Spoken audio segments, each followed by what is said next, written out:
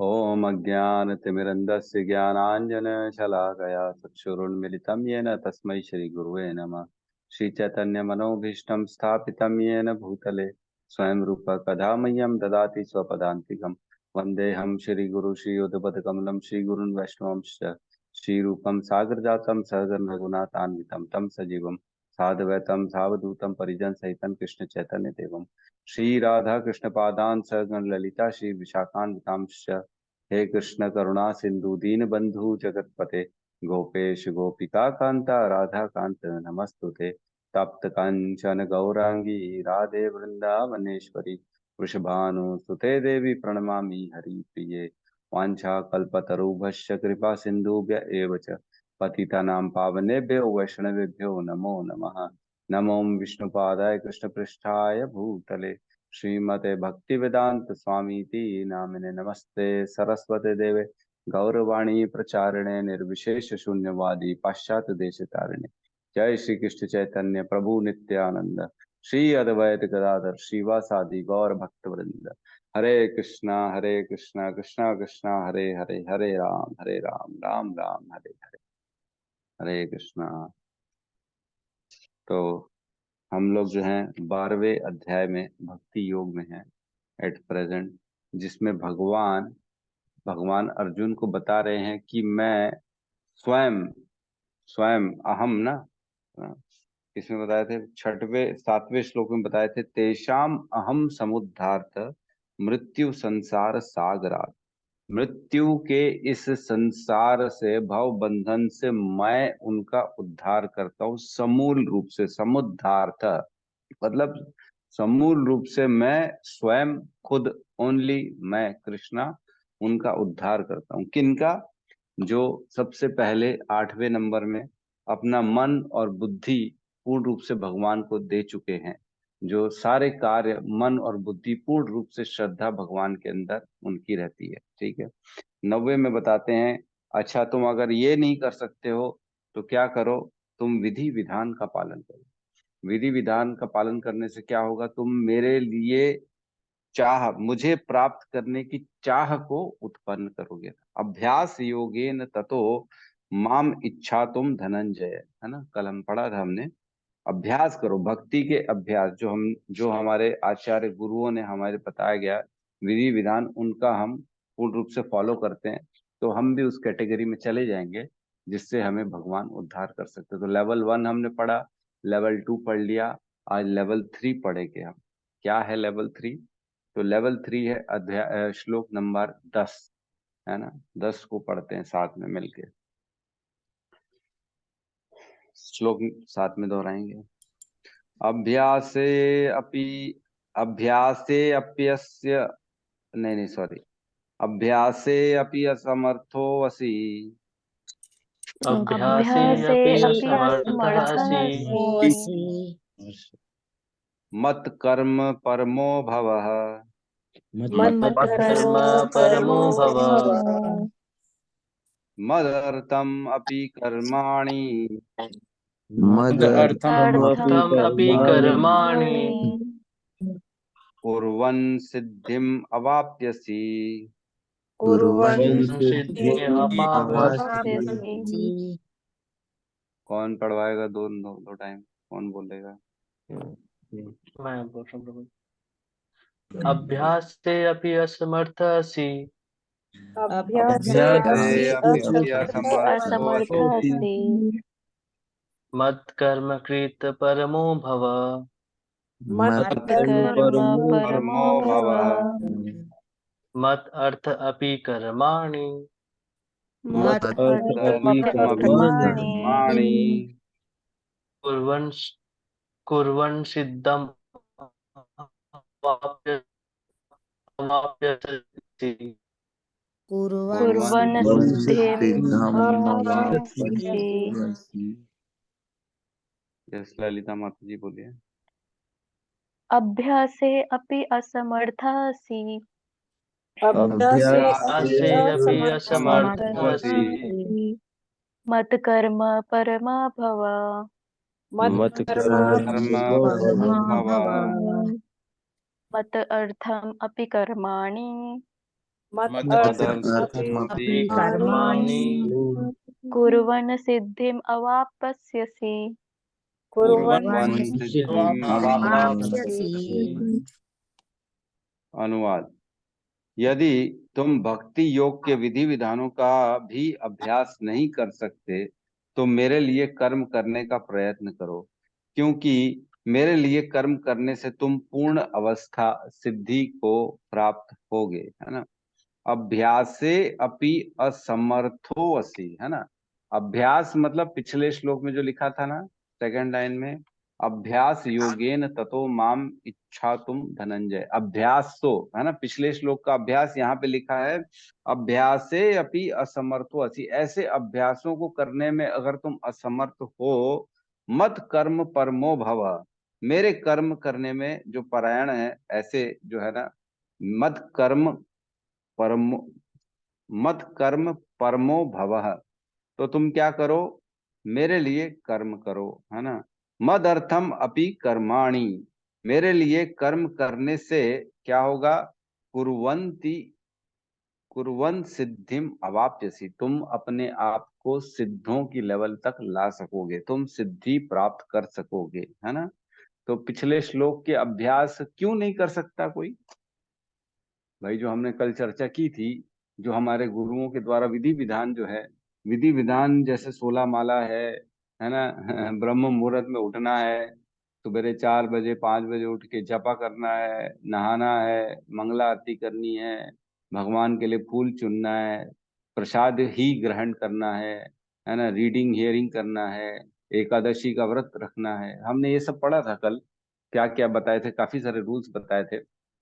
तो वो कोई अगर नहीं कर सकता है तो इसमें बहुत सारे कारण हो सकते हैं।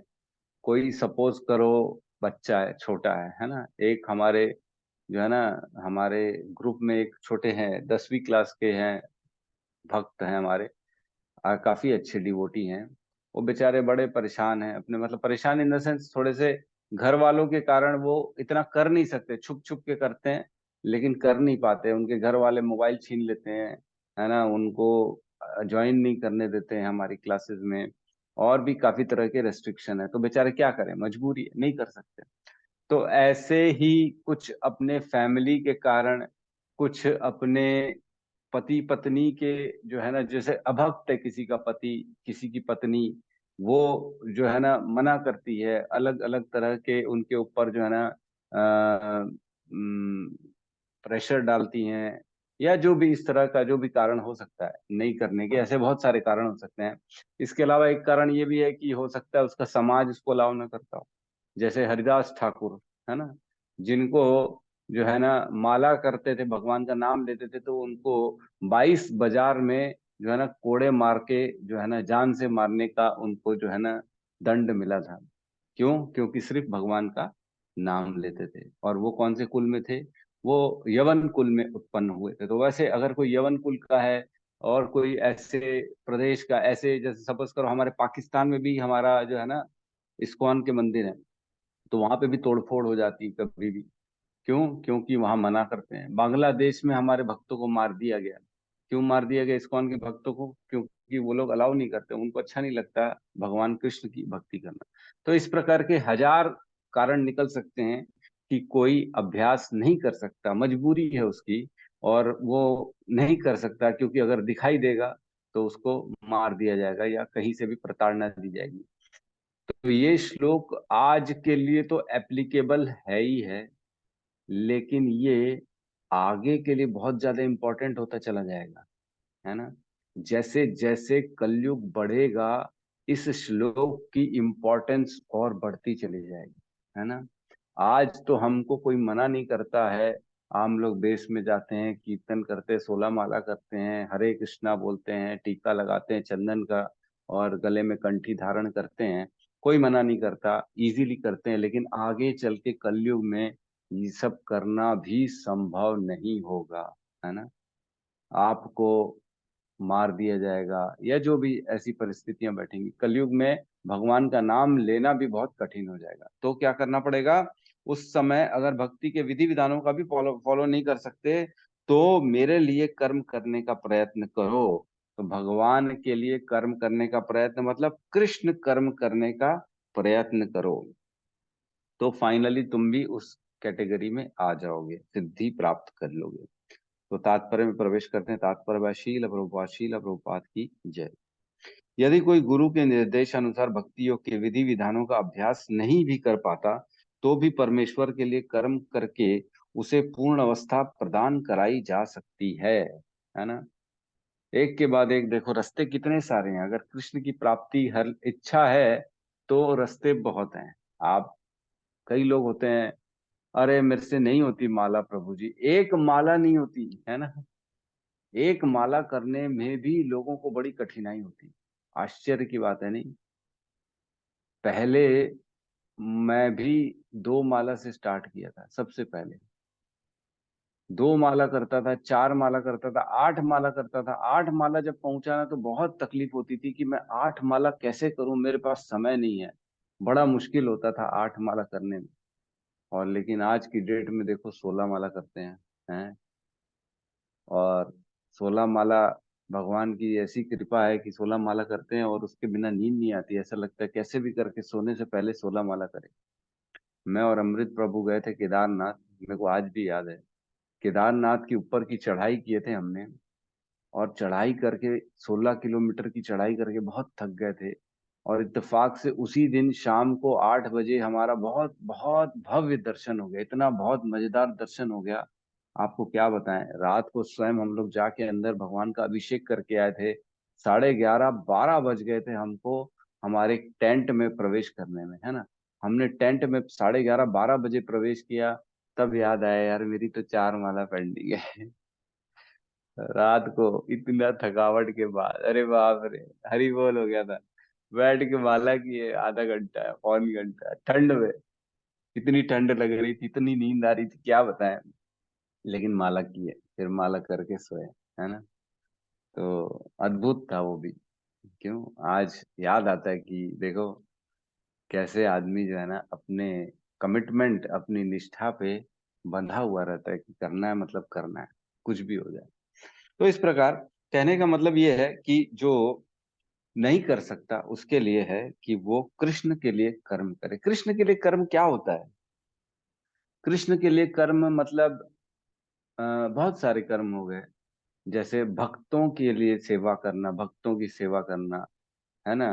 कभी वैष्णव मिल गए, कोई हमारे को जो है ना इस्कॉन का डिवोटी मिल गया, या भगवान के कोई शुद्ध भक्त मिल गए, उनको जो है ना थोड़ी सी सेवा कर दिए, उनका थोड़ा सा काम करा दिए, भगवत गीता डिस्ट्रीब्यूशन में हेल्प कर दिए, है ना। और क्या, विग्रह के लिए फूलों का चुनना, है ना, कुकिंग की सेवा हो गई। मतलब ये बड़ा ध्यान में रखना जरूरी है कि वो कर्म कृष्ण के लिए होना चाहिए। ये इम्पोर्टेंट है, बहुत ज्यादा इम्पोर्टेंट है। कोई भी कर्म कृष्ण कर्म नहीं हो सकता जब तक उसमें कृष्ण का नाम या कृष्ण की सेवा जुड़ी ना हो। ठीक है, ये बहुत जरूरी है समझना कि शिव जी की पूजा कर लिए तो इस कैटेगरी में नहीं फॉल करोगे आप, है ना। महाशिवरात्रि का उपवास रख लिए तो इस कैटेगरी में नहीं आओगे आप। लेकिन अगर आपने, सपोज करो, एक कीर्तन जा रहा है ना, कीर्तन में जाके आपने तालियां बजा दी और आपने वहां जाके थोड़ा सा नृत्य भी कर दिया, तो भी आप इस कैटेगरी में आ जाओ, है ना। तो मैं कल ही सुन रहा था एक लेक्चर, जिसमें एक ना भक्त के बारे में, भक्त तो नहीं है मतलब आज भक्त है वो, पहले नहीं था। और मरने के बाद वो 16 माला करता है ना। आप भी आश्चर्य करेंगे, मरने के बाद कैसे कोई 16 माला करता है। हाँ, मरने के बाद ही वो 16 माला करता है। और वो इस्कॉन का डिवोटी है। लेकिन पहले वो 1 माला भी नहीं करता था। तो जब उनकी मृत्यु हो गई, तब उनको यमराज के पास लेके गए। तो यमराज के पास गए वो, यमराज के पास यमराज जी ने पूछा, इनका बताओ भाई अकाउंट डिटेल क्या है, क्या किया इन्होंने, कोई अच्छा काम किया है जीवन में। तो बोले नहीं, इन्होंने कोई अच्छा काम नहीं किया है। फॉरेन के है ना वो सच्ची घटना है, ये मैंने भी सुना है लेक्चर में। तो फॉरेन के इस्कॉन डिवोटी हैं। तो बोले ये कोई अच्छा काम तो नहीं किए, लेकिन जब ना एक बार कीर्तन जा रहा था, नगर कीर्तन कृष्ण का, इस्कॉन वालों का, तो उन्होंने ऐसा हाथ घुमाया था, ताली बजाई थी, डांस किया था, उनको मतलब उत्साह दिया था, बहुत सारा उत्साह दिया था। तो यमराज जी ने बोला हाँ ये तो अच्छा काम है, इनको एक काम करो, दोबारा भेज दो उसी शरीर में। तो उनको दोबारा भेज दिया गया और उनकी आंख खुली, तब वो देखे कि अरे वापस से मेरे को जीवन हो गया। मतलब एक तरह से निद्रा समझ लो, सपना समझ लो, या सच समझ लो, जैसा भी समझ लो। और वो भक्त बने और वो तुरंत 16 माला करना स्टार्ट कर दिए, 4 नियमों को पालन करना स्टार्ट कर दिए मृत्यु के बाद। तो ऐसा होता है कृष्ण कर्म। कृष्ण कर्म करने से आदमी को बहुत सी स्वीकृतियां मिल जाती हैं, पता ही नहीं पड़ता उसको कि किस प्रकार उसका जीवन बदल जाता है। तो अगर वो नहीं कर सकते हो तो ये करो। ठीक है, आगे कहते हैं यह कर्म किस प्रकार किया जाए इसकी व्याख्या 11वें अध्याय के 55वें श्लोक में पहले ही की जा चुकी है। तो पढ़ लेते हैं एक बार 11.55, याद कर पाए थे है तो ना? कुछ जी प्रभु जी। नहीं। वो प्रभु जी याद। याद कराए थे ना? ठीक है। तो 11.55 इसमें कहते हैं, हे अर्जुन, जो व्यक्ति सकाम कर्मों तथा मनोधर्म के कलमश से मुक्त होकर मेरी शुद्ध भक्ति में तत्पर रहता है, जो मेरे लिए ही कर्म करता है, जो मुझे ही जीवन लक्ष्य समझता है, और जो प्रत्येक जीव से मैत्री भाव रखता है, वह निश्चय ही मुझे प्राप्त।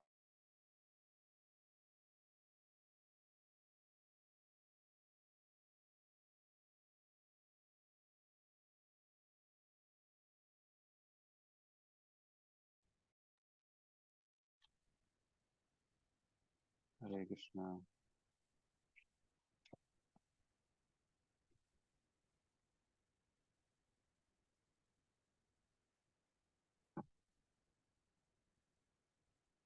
हम्म, ठीक है। तो 11.55 में भगवान पहले ही बता चुके हैं कि जो मेरे लिए ही कर्म करता है और मनोधर्म से उत्पन्न सारे चीजों को छोड़ के मेरे प्राप्ति के लिए कर्म करता है, वो निश्चित ही मुझे प्राप्त करता है। आगे कहते हैं, मनुष्य में कृष्ण भावनामृत के प्रचार हेतु सहानुभूति होनी चाहिए।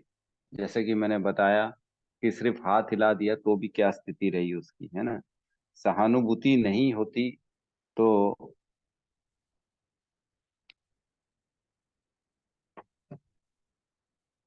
बार बार लाइट जा रही आ रही समझ में नहीं आ रहा। मनुष्य में कृष्ण भावनामृत के प्रचार हेतु सहानुभूति होनी चाहिए, मतलब उसके अंदर ये सोच होनी चाहिए कि किसी भी प्रकार से कृष्ण का प्रचार हो, है ना? कृष्ण कर्म का मैंने पहले ही बताया अर्थ ये है, कृष्ण के नाम का, कृष्ण के ज्ञान का, कृष्ण का प्रचार हो, उनके भक्तों का प्रचार हो, उनकी भक्तों की सेवा हो। यही हो गया कृष्ण के कृष्ण कर्म, जिसमें कृष्ण जी, कृष्ण का प्रचार होता हो और उनके भक्तों को सुविधा मिले, सेवा मिले। हमारा कोई भी ऐसा कार्य जो भगवान को, मतलब भगवान को प्रिय लगे, ये कृष्ण कर्म हो गया। ठीक है। तो ऐसे अनेक भक्त हैं जो कृष्ण भावनामृत के प्रचार कार्य में लगे हैं, उन्हें सहायता की आवश्यकता है। अतः भले ही कोई भक्ति योग के विधि विधानों का प्रत्यक्ष रूप से अभ्यास न कर सके, उसे ऐसे कार्य में सहायता देने का प्रयत्न करना चाहिए। जिस प्रत्येक प्रकार के प्रयास में भूमि, पूंजी, संगठन तथा श्रम की आवश्यकता होती है। तो कोई भी काम क्यों ना हो, अपना बिजनेस क्यों ना हो, मकान बनाना क्यों ना हो, पार्टी क्यों ना करनी हो, शादी क्यों ना करनी हो, किसी भी प्रकार का कोई भी कार्य होता है तो उसमें भूमि, पूंजी, संगठन तथा श्रम की आवश्यकता होती है। मतलब भूमि मतलब लैंड की आवश्यकता, पूंजी मतलब कैपिटल की आवश्यकता, संगठन मतलब मैन पावर की आवश्यकता, नहीं, संगठन मतलब एक जो है ऑर्गेनाइजेशन जो उसको लीड करे, और श्रम की आवश्यकता मतलब लेबर की आवश्यकता जो उसका सहयोग करे। ठीक है। तो इस प्रकार की आवश्यकता इस्कॉन में भी है, कृष्ण प्रचार में भी है। इसीलिए जो भी ये एक्चुअल में देखिए, एक समझना पड़ेगा कि कोई भी जो मशीन होती है ना, उसका एक छोटा सा भी नट बोल्ट बहुत इंपॉर्टेंट कार्य करता है ना। हम ये नहीं बोल सकते कि वो कोई काम का नहीं। अगर कोई नट भी मशीन से गिर जाता है तो मशीन बंद हो जाती है। उसी प्रकार कोई भी कार्य में एक छोटा सा छोटा किरदार भी बहुत इंपॉर्टेंट कैटेगरी में आता है। उसके बिना स्थितियां गड़बड़ हो सकती हैं। तो उसी प्रकार कोई भी कार्य करें इस्कॉन में, कृष्ण कर्म में, कृष्ण प्रचार में, तो वो अपने लेवल पे इम्पोर्टेंट है। उसको कभी भी कम नहीं आंकना चाहिए। अगर हम अपने अपने स्तर पे देखें तो कहीं ना कहीं हर कोई किसी न किसी को प्रचार कर रहा है, किसी न किसी प्रचारक की मदद कर रहा है, किसी न किसी ढंग से। हर किसी मतलब हर कोई अपने अपने लेवल पे कृष्ण का ज्ञान का मतलब सर्कुलेशन कर रहा है ना। अगर वो बंद कर देगा तो हो सकता है आप अपने अपने नजर में जरूर देखें कि किसी एक को आपने भक्ति में जोड़ दिया है ना। हर कोई होगा अपनी अपनी जगह पे, हर कोई अपने अपने लेवल पे किसी न किसी को जोड़ा है, किसी न किसी ने। तो शायद अगर आप नहीं आते तो वो नहीं जुड़ते, है कि नहीं। तो इसी प्रकार हर आदमी इंपॉर्टेंट है। एक एक से कड़ी बनती है आगे, और कड़ी बनते बनते धीरे धीरे कृष्ण का प्रचार होता है। और अगर एक भी शुद्ध भक्त निकल जाए तो भगवान उसके लिए आपको असीम असीम कृपा प्रेम प्रदान करते हैं, है ना। क्योंकि आपके कारण एक भक्त बन गया। आज भी मेरे को याद है, हाँ, हमेशा जो है ना, ये हमारे जो SR साहू प्रभु जी हैं, जो कृष्ण सेवक प्रभु जी हैं, वो उनको ना जोड़े थे उन्होंने प्रतीक प्रभु जी। प्रतीक सीए हैं, आप जानते हैं कि नहीं मेरे को मालूम नहीं, लेकिन उन्होंने जोड़ा था। वो खुद पीछे रह गए और ये आगे बढ़ गए, ये बहुत आगे आ गए, इतनी सेवा में लग गए कि सब पूर्ण रूप से सेवा में लग गए। तो देखो, वो अपने ऑफिस में काम करते रहते, पता नहीं 16 माला करते भी है कि नहीं करते मेरे को नहीं मालूम, लेकिन ये तो 20 माला करते हैं। तो ऐसा है कि अगर एक को भी जोड़ दिया तो आपको उसका जो है ना पूरा का पूरा क्रेडिट मिलना चालू हो जाएगा। ठीक है। जिस प्रकार किसी भी व्यापार में रहने के लिए स्थान, उपयोग के लिए कुछ पूंजी, कुछ श्रम तथा विस्तार करने के लिए कुछ संगठन चाहिए, उसी प्रकार कृष्ण सेवा के लिए भी इनकी आवश्यकता होती है ना। तो हम कैसे भी सेवा करें, कृष्ण प्रचार के लिए जो कर सकते हैं यथाशक्ति यथा संभव जो करें, मतलब जो जिसकी योग्यता है उसी अनुरूप कर्म करना चाहिए और कृष्ण को अर्पण करना चाहिए। तो मतलब ऐसा नहीं है कि हम हर किसी से सेम एक्सपेक्टेशन रखें, है ना। जैसे हमारी जो है ना अनीता माता जी हैं, कुकिंग की सेवा करती हैं, ठीक है। तो क्या हम उनको ये बोल सकते हैं कि आप गीता का जो है ना प्रचार नहीं कर सकते हो, आप गीता के जो है ना क्लास नहीं दे सकते हो, तो आप का जो है ना सेवा कोई काम की नहीं है, ऐसा तो नहीं बोल सकते। उनकी सेवा अपने आप में अपनी जगह बहुत इम्पोर्टेंट है। उनके कारण प्रसादम की व्यवस्था चल पा रही है। तो हर कोई अपने अपने लेवल, आज हमसे मेरे को कोई बोलेगा कि आप जाओ कुकिंग की सेवा करो, तो हम तो कर ही नहीं पाएंगे, हमको तो कुछ आता नहीं है। तो इसका मतलब ये तो नहीं है कि हम कोई काम के नहीं हो गए, है ना। तो कोई ना कोई, हर कोई अपने अपने स्तर पे अपनी अपनी योग्यता के अनुसार कृष्ण कर्म करता है, और उस कृष्ण कर्म को बराबर मानना चाहिए, किसी को भी कम नहीं आंकना चाहिए। ठीक है। अंतर केवल इतना ही होता है कि भौतिकवाद में मनुष्य इंद्रिय तृप्ति के लिए सारा कार्य करता है, लेकिन यही कार्य कृष्ण की तुष्टि के लिए किया जा सकता है। यही दिव्य कार्य है। तो अंतर सिर्फ यही है कि जो लोग समझते नहीं हैं कृष्ण कर्म क्या होता है, वो अपनी इंद्रिय तुष्टि के लिए कर्म करते हैं, अपने आप को सुख प्रदान करने में लगे रहते हैं कि कैसे मेरी इंद्रियों का विषयों को मैं पूर्ण करूं, है ना। संगस्ते उपजायते क्या था श्लोक 2.61, ध्यायते विषय पुंसांग संगस्ते उपजायते संगात संजायते कामा कामात क्रोध अभिजायते। विषयों का जितना जितना चिंतन करेंगे उतना उतना उनको उनमें आसक्ति उत्पन्न होती है, और जितनी जितनी आसक्ति उत्पन्न होगी वो काम का रूप लेगी, और काम पूरा नहीं होगा तो क्रोध का रूप ले लेगा। तो देखो जड़ क्या है, जड़ है विषयों का चिंतन। जितना जितना विषयों का चिंतन करेंगे फिर उतना उतना उनमें आसक्ति होगी। जितना जितना कृष्ण का चिंतन करेंगे उतना उतना कृष्ण में आसक्ति होगी। इसलिए विषयों को चिंतन शुरू, राइट फ्रॉम द बिगिनिंग, उनको सोचना, थॉट प्रोसेस से ही हटा देना चाहिए हमें। ठीक है। यदि किसी के पास पर्याप्त धन है तो वह कृष्ण भावनामृत के प्रचार के लिए कोई कार्यालय अथवा मंदिर निर्मित कराना में सहायता कर सकता है, अथवा वह प्रकाशन में सहायता पहुंचा सकता है। तो इसका बहुत अच्छा एग्जाम्पल है जॉर्ज हैरिसन, है ना। जॉर्ज हैरिसन, आपको मैं बता दूं, लंदन के बहुत बड़े गायक थे, पॉप सिंगर थे। आप खोलेंगे ना यूट्यूब में तो आपको दिख जाएगा। और उनकी शायद वाइफ है जानवी हैरिसन, है ना, वाइफ है, हाँ शायद वाइफ ही है।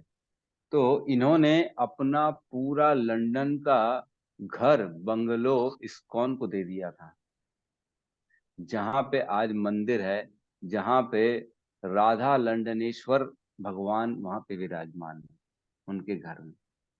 तो जॉर्ज हैरिसन की गंदी आदत थी, वो स्मोकिंग करते थे।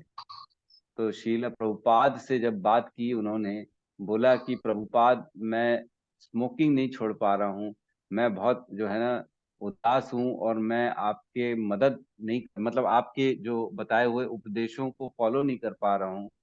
तो प्रभुपाद ने कहा आपने जितना कर दिया वो ही बहुत है। आपने इतना अधिक कर दिया कि अब जो है ना भगवान आपको जो है अपने, मतलब भगवान अब आपको अपने जगह, अपने गोलोक वृंदावन धाम लेके ही जाएंगे। तो उन्होंने देखो अपने योग्यता के अनुसार धन संपत्ति का जो कर सकते थे उन्होंने कहा। प्रकाशन में भी बहुत मदद करते थे वो जो छपती थी, और इवन जो है ना उन्होंने कीर्तन में भी काफी सारी हेल्प की थी वहां पे, है ना, क्योंकि वो सिंगर थे। उनके बहुत अच्छे अच्छे कीर्तन ऑलरेडी हैं, आप खोलेंगे ना तो आपको दिख जाएंगे यूट्यूब में। ठीक है, आगे कहते हैं कर्म के विविध क्षेत्र हैं और मनुष्य को ऐसे कर्मों में रुचि लेनी चाहिए। यदि कोई अपने कर्मों के फल को नहीं त्याग सकता तो कम से कम उनका कुछ प्रतिशत कृष्ण भावनामृत के प्रचार में तो लगा ही सकता है। देखो आपको जरूरी नहीं है कि 16 माला करो, नाम जप करो, ये करो वो करो। आप घर बैठे बैठे ही जो सेवा कर सकते हो, भक्तों की सेवा, मंदिर निर्माण की सेवा, पुष्प की सेवा, कितनी अच्छी सेवा अभी स्टार्ट की है हमारी ललिता माता जी ने। ललिता माता जी और किरण माता जी के कारण जो है ना घर में बैठे बैठे, सोचो इतना सुविधा प्रदान की जा रही कि आप घर में बैठे हो, सिर्फ आपको मात्र 350 रुपए भेजने हैं, पेटीएम करना है या वहां पे भेजना है, और आपके नाम से भगवान की पूरी माला की सेवा, पुष्प की सेवा हो जाएगी, है ना। तो हमारे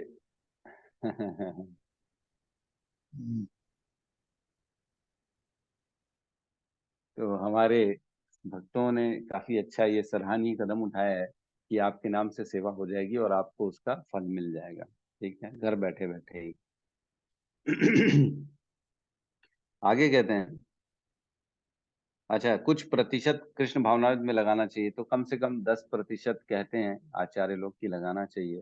पहले तो जब सनातन गोस्वामी ने जब अपना आ, कलकत्ता में जिसके यहाँ काम करते थे, कौन था वो राजा, क्या नाम था उसका मुसलमान का, जो याद है क्या किसी का, अपना सनातन गोस्वामी और जो है रूप गोस्वामी, जो मंत्री थे जिसके यहाँ पे, क्या नाम था, हुसैन शाह, हुसैन शाह, बिल्कुल सही कहा, हुसैन शाह के यहाँ जो है ना मंत्री थे। तो इन्होंने रातों रात भग गए थे वहां से, और एक नाव में अपने काफी सारे ना अशर्फियां जो उनकी थी, उनकी सेविंग्स थी, वो लेके भागे थे। तो वहां से उन अशर्फियों को उन्होंने क्या किया था, 50% जो है ना कृष्ण भावनामृत में दे दिया था, और 25% भक्तों की सेवा में और 25% अपने जो है ना स्वास्थ्य के लिए और अपने इसके लिए रखा था। इस प्रकार का डिस्ट्रीब्यूशन किया था उन्होंने। तो हमको ऐसा नहीं करना है, लेकिन कम से कम 10% सोचना चाहिए, कोशिश करनी चाहिए। तो जय यथाशक्ति यथासंभव जैसा है आपको करना चाहिए, कुछ ना कुछ करना चाहिए।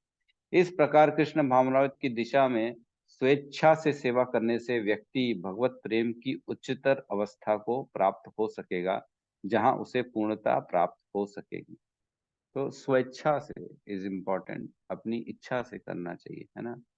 कर्म का केंद्र एक्चुअल में कृष्ण होना चाहिए, बहुत इंपॉर्टेंट है कि कभी भी ये ध्यान रखें कि जो भी कर्म करें तो उसमें केंद्र को कृष्ण में, कृष्ण के केंद्र होना चाहिए और नहीं होना चाहिए। एक चीज और है कि जैसे जैसे हम कोई भी चीज को करते हैं वैसे वैसे हमारे को अनुभूतियां होना स्टार्ट हो जाती है ना। कृष्ण वैसे वैसे कृपा मिलती है क्या, ये तो हम समझ रहे हैं। पहले हम इतनी जो है ना गहराई से इस ज्ञान को नहीं समझ सकते थे, लेकिन अब समझ पा रहे हैं। क्यों? क्योंकि हमने उस रास्ते में बढ़े, हमने कर्म किए, हमने जिम्मेदारियां ली, भगवान के प्रति सेवाएं ली हमने अपने ऊपर, तब भगवान ने हमारे ऊपर कृपा की और हमको ये समझ में आ पाया। हम ये समझते हैं कि नहीं कि हम जो है ना एक्चुअल में एक आत्मा है, ये तो हम जानते ही हैं। लेकिन जो कर्म हमारे शरीर के द्वारा होता है ये हम नहीं करते हैं, है ना। ये कृष्ण करवाते हैं, है ना। क्योंकि जब हम देखते हैं कोई आदमी को पैरालिसिस हो जाता है तो वो इच्छा करता है तो भी उसका हाथ नहीं हिलता, पैर नहीं हिलता। तो कौन हिला रहा है हाथ पैर? कृष्ण हिलाने की शक्ति देते हैं, है ना। तो हम सिर्फ इच्छा करते हैं और हमारा शरीर उस इच्छा के अनुरूप कार्य करता है, ठीक है। तो ये शक्ति कृष्ण देते हैं, ये सोच के हमको हमारे सारे कार्य कृष्ण को अर्पण करने चाहिए, है ना। बहुत इंपॉर्टेंट है कि हम में इतनी भी शक्ति नहीं है कि हम इस शरीर को चला सकें, है ना। जब तक इस भाव का अनुभव अनुभूति नहीं होगा तब तक हम कृष्ण भावना भवित में कृष्ण के प्रति प्रेम प्राप्त कर नहीं सकते, है ना। कृष्ण के चरणों में अपने आप की शरणागति तब तक नहीं हो सकती जब तक हम इस चीज को नहीं समझे कि सारे कार्य हमारे लिए कृष्ण करते हैं, हम सिर्फ इच्छा करते हैं। हमने इच्छा की तो कृष्ण ने इस सृष्टि को बना दिया, है ना। जब हम ऊपर थे तब हमने इच्छा की, अब हमें भी भोग करना चाहिए, तो हमारे लिए पूरी पृथ्वी, ये पूरी सृष्टि की रचना की गई। आपने पिछले जन्म में जो इच्छा की होगी, अंत काल में जो स्मरण किया होगा, अकॉर्डिंगली आपको अगला शरीर भी उस इच्छा के अनुभूति मिलता है। इस जीवन में भी आप जो जो इच्छा करते हैं, भगवान उपदृष्टा अनुमंता च, वो देखते हैं, सुनते हैं, आपके अकाउंट को वेरीफाई करते हैं और आपकी इच्छा को सैंक्शन कर देते हैं कि ठीक है भाई, इसके अकाउंट में इतना पुण्य है, इसको मिलना चाहिए। तो देखो सब चीज कृष्ण कर रहे हैं, हम सिर्फ इच्छा कर रहे हैं, है ना। तो ये चीज का जो है ना रियलाइजेशन होना चाहिए, तो हमें धीरे धीरे मदद मिलती है। ठीक है, इसके लिए रेफरेंसेस काफी सारे हैं हमारे।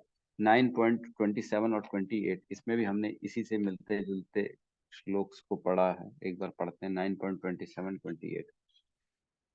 27 में कहते हैं, यत करोषि यत दशनासी यत जुहुसी ददासी यत तपस्वेसी कौनतु तत् पुरुष मद अर्पणम। हे कुंती पुत्र, तुम जो कुछ करते हो, जो कुछ खाते हो, जो कुछ अर्पित करते हो या दान देते हो और जो तपस्या करते हो, उसे मुझे अर्पित करते करो। और नेक्स्ट श्लोक में 28 में कहते हैं, इस तरह तुम कर्म के बंधन तथा इसके शुभाशुभ फलों से मुक्त हो सकोगे। इस संन्यास योग में अपने चित्त को स्थिर करके तुम मुक्त होकर मेरे पास आ सकोगे। ऐसे कर्म करोगे तो तुम अल्टीमेट मेरे पास आ सकोगे। 9, 27, 28 में। और 3.09 में भी वैसे भी भगवान ने पहले ही कहा है कि जो करते हो वो विष्णु के लिए करो, है ना। श्री विष्णु के लिए यज्ञ रूप में कर्म करना चाहिए, अन्यथा कर्म के द्वारा इस भौतिक जगत में बंधन उत्पन्न होता है। अतः हे कुंती पुत्र, उनकी प्रसन्नता के लिए अपने नियत कर्म करो, इस तरह तुम बंधन से सदा मुक्त रहोगे, है ना। हमने पढ़ा है ऑलरेडी। और एक और श्लोक 18.46, 1846,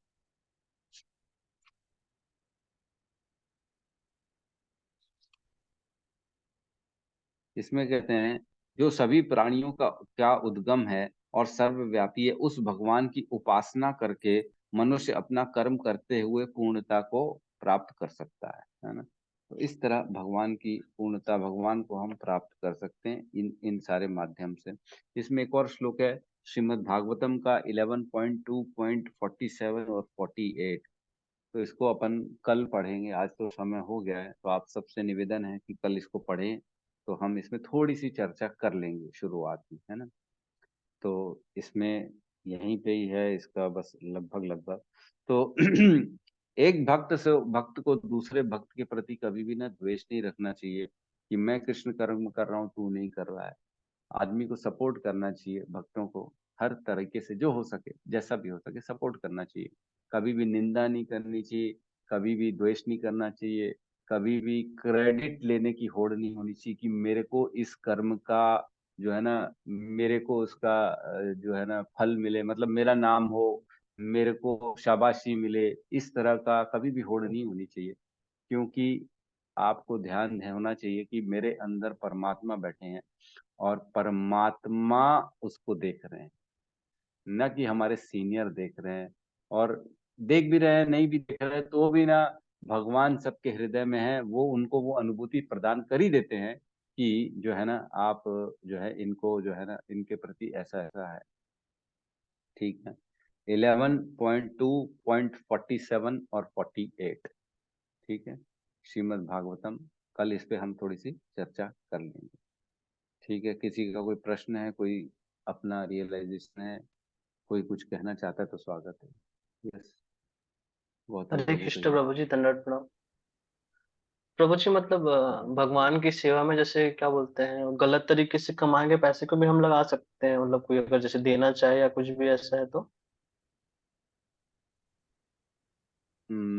आप स्वयं ये जानते हो कि आप जो पैसा कमा रहे हो गलत कमा रहे हो और उसको आपको दान देना है, कि आप ये पूछना चाह रहे हो कि किसी और ने गलत पैसा कमाया है और वो आपको दान देना चाह रहे हैं? आप क्या, प्रश्न क्या है? हाँ हाँ प्रभु जी, प्रश्न ऐसा है जैसे कि अभी आपने एक एग्जांपल दिया ना कि वो बहुत नशा करता था और वो सिंगर था। तो हाँ जैसे कि कुछ व्यक्ति ऐसे भी हाँ। होते हैं जो गलत तरीके से भी पैसे कमाते हैं, तो क्या उसको हम भगवान की सेवा में लगा सकते हैं, मंदिर बनाने में, भूमि लेने में, कुछ हाँ भी। बिल्कुल लगा सकते हैं, बिल्कुल लगा सकते हैं। यही तो एक उनके लिए बहुत अच्छा सुअवसर है उस कर्म के बंधनों से मुक्त होने का। जैसे गलत कर्म करके उसने पैसा कमाया है, उस कर्मों को निष्फल कैसे करेंगे?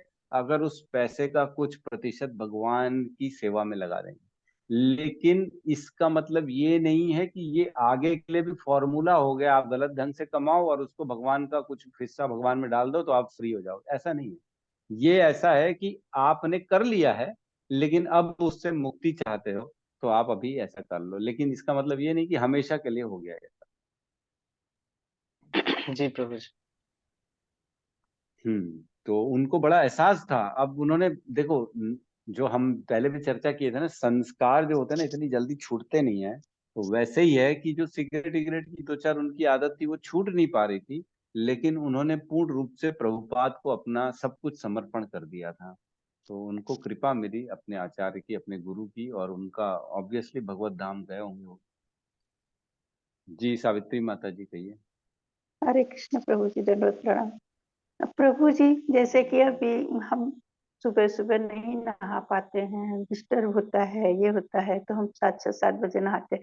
तो उससे पहले उठ गए 4 बजे, तो हम माला काउंट करेंगे तो वो काउंट में नहीं आएगा ना, माला करेंगे तो। किसने का अकाउंट में नहीं है? बिना नहाए करेंगे तो भी माला कर सकते हो, बिल्कुल कर सकते हो, कोई प्रॉब्लम नहीं।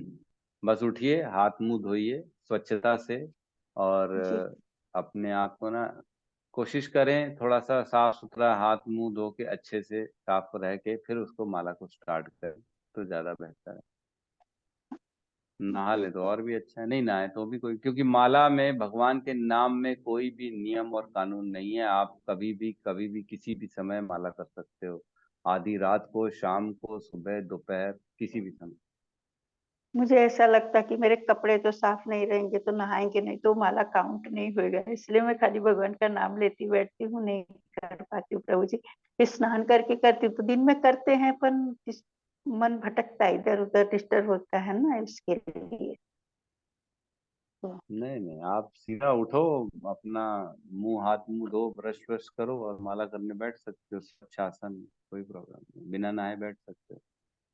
ठीक है, धन्यवाद प्रभु जी। धन्यवाद। यस सत्यम प्रभु बोलिए। प्रभु जी हरे कृष्णा। प्रभु जी धन्यवाद प्रणाम। हरे कृष्णा। प्रभु जी एक इम्पोर्टेंट अनाउंसमेंट है, रिकॉर्डिंग बंद कर देंगे क्या सर? बंद कर देते हैं, 1 सेकंड होल्ड करिए। हरे कृष्णा हरे कृष्णा कृष्णा हरे कृष्णा हरे हरे राम हरे राम हरे राम हरे राम राम हरे राम राम हरे हरे।